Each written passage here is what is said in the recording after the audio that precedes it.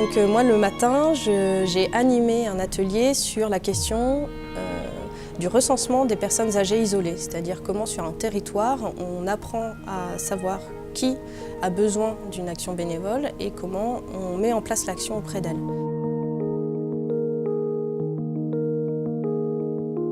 Donc la plénière de l'après-midi, ce que j'ai trouvé très intéressant, c'était les témoignages. Le fait que les coopérations et les équipes citoyennes puissent s'exprimer, puissent présenter leurs actions, puissent montrer aussi que sur chaque territoire, finalement, les actions qui étaient mises en place étaient très différentes en fonction des besoins.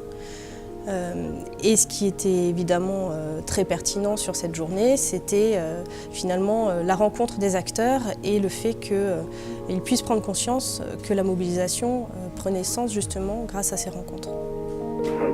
Depuis 3 ans, on a fait un travail pour ce monsieur incroyable. C'est un monsieur qui n'était jamais allé au restaurant, sauf 3 fois avec une association, avec son travail. Et depuis 3 ans, il se prend un plaisir, pratiquement tous les mardis, à vouloir aller au restaurant. Et je suis obligée, j'avoue, de le freiner, parce que bon, mes moyens ne suivent pas non plus. Il vient au club de pelote. Bon. D'autres, une dame venait, elle faisait partie d'une chorale dans le temps. Donc elle venait à la chorale avec ses livres et elle m'a dit « tu chantes bien faux », elle avait raison. En fait, elle se disait être une chorale et chanter aussi faux. Et on retrouve de la joie entre eux parce que certains jouent la belote, d'autres c'est le dessin, d'autres ne font rien mais discutent entre eux et ils se retrouvent et il n'y a plus ce lien social, la rupture du lien social. C'est vrai que la plupart des aînés ne connaissent pas leurs droits.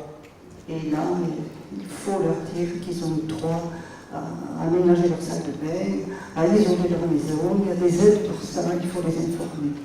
Voilà. Au mois de janvier, je reçois un appel de sa part qui me dit Madame, s'il vous plaît, je voudrais un jeune pour m'accompagner dimanche à la manifestation. Alors, je dis je vais voir, je vais essayer de voir qui peut être disponible. Et puis je raccroche, et puis la manifestation, c'était Je suis Charlie, c'était la manifestation. Alors je dis une dame, 93 ans, fauteuil roulant, un jeune, enfin bon. Alors je la rappelle, je lui dis, mais madame, votre fille est au courant, est-ce que vous ne pensez pas que ce serait mieux que votre fille vous accompagne? Elle me dit, mais écoutez, j'ai encore toute ma tête, j'ai mon dodo d'amis, je sais encore ce que je veux faire. Bon. Donc je me dis, bon, si je n'enverrai pas un jeune, j'irai moi-même, mais je vais quand même prévenir sa fille. Et entre-temps, sa fille m'a appelé en disant, écoutez, je l'accompagne. Voilà. C'est très intéressant de pouvoir rencontrer d'autres acteurs d'un même dispositif, d'entendre les témoignages de chacun.